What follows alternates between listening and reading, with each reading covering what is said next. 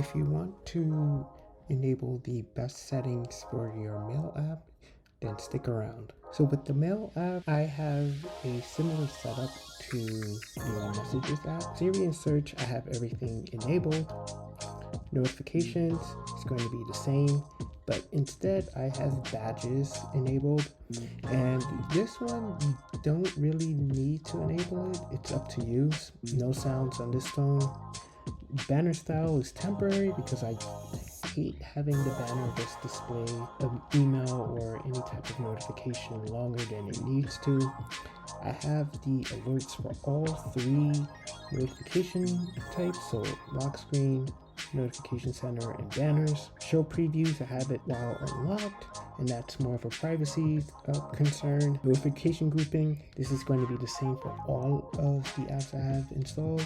I always use automatic. And customized notifications, this one you can change depending on your usage. So for iCloud, I have alerts turned on. I have no sounds, no badges. For my VIPs, it's the same setup. So I will get alerts, no sounds, no badges. And for Remind Me, I have both alerts and badges enabled. That way I do not forget to send an email to someone. Language, it could be anything you want, so it really doesn't matter. Counts, that's going to vary from you versus me. The messages list, so I have 5 lines as the preview, so this is an iPhone 15 Pro. If you have the Pro Max or the 15 Plus, or even 14 Plus or 13 Pro Max, doesn't matter. You can change that to have the maximum of 5 lines. You can change it to have none, so you can see more emails in your mail app. So that is going to depend on the size of your device and if you really want your mail screen to be cluttered. You can have the show to and CC fields. That's up to you. I just have it turned off. Swipe options, that's going to vary from you to me, but you can customize the swipe options by going here, and if you tap on left, and you can have the selected actions here. So there's only 4 actions that are available, and you can do the same for swipe right actions as well. The messages, so X before deleting, that one is pretty useful. I should have it turned on. It's just that usually when I delete an email, I know exactly why I'm deleting an email. It's something that's outdated. It's like an email just for like a sale at my local store. Something completely useless.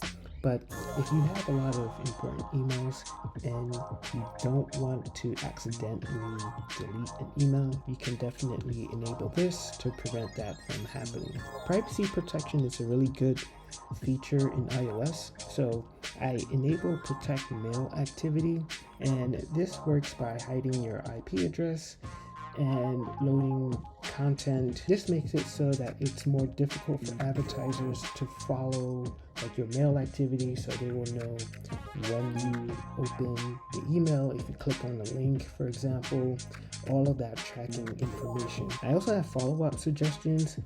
I don't think I've ever used this feature, but it's just enabled by default, as well as all of the threading section here as well. It's going to be up to you if you prefer your threading to look different than mine, but if you don't mind, then you can just have the default setup. So for composing, don't really have much to mention here because there's some things that are enabled by default that I haven't really gone in and changed. There's the mark addresses, I have that as off. I never had a situation to use this. Increase quote level, that's going to be up to you. This is just so when you are replying, it's just going to like give you like a little bit of an indentation. This wouldn't make or break your mail experience, to be honest. Include attachments with replies. I've always just had this enabled. I rarely send attachments, it's emails, so your usage with this particular setting will differ from me. And add link previews, I have that enabled. And this is just so I can see exactly what links I will be clicking on. And signature, I deleted the sent from my iPhone because sometimes people would find that unprofessional. And undo send delay. If you send an email and you forgot some important information, you can have several seconds in order to unsend that email. And this is a new feature in iOS. And you have the lowest at 10 seconds and it goes all the way up to 30 seconds.